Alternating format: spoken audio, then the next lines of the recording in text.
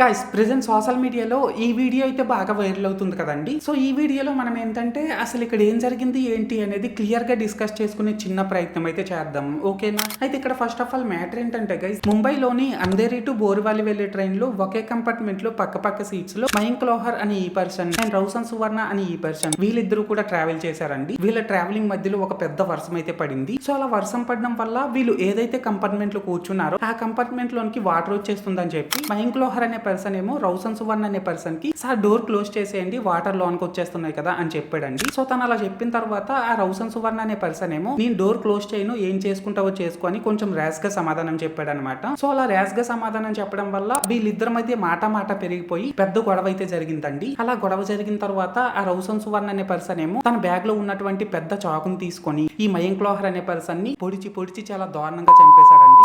అంటే ఆ కంపార్ట్మెంట్ లో అందరూ ఉన్నారు, వాళ్ళ ముందే పొడిచి చాలా దారుణంగా చంపేశాడు అనమాట. అలా పొడుస్తున్నప్పుడు ఏ ఒక్కరు కూడా ఆపడానికి ట్రై చేయలేదు. అండ్ అలా మయాంక్ లోహర్ ని చంపేసిన తర్వాత ప్రెసెంట్ తన మదర్ పరిస్థితి ఇలా ఉందన్నమాట. సో సాడ్ కదండి. అయితే ఈ ఇన్సిడెంట్ పై మీ ఒపీనియన్ ఏంటో అది కామెంట్ సెక్షన్ లో చెప్పేయండి. అండ్ మీరు ఇంకా ఈ రీల్ లైక్ చేయకపోతే వెంటనే లైక్ చేసేసి మన పేజ్ ని వెంటనే ఫాలో కొట్టేసి నన్ను కొద్దిగా సపోర్ట్ కూడా చేసేయండి, ఓకేనా? This is Lokesh signing out. జై హింద్.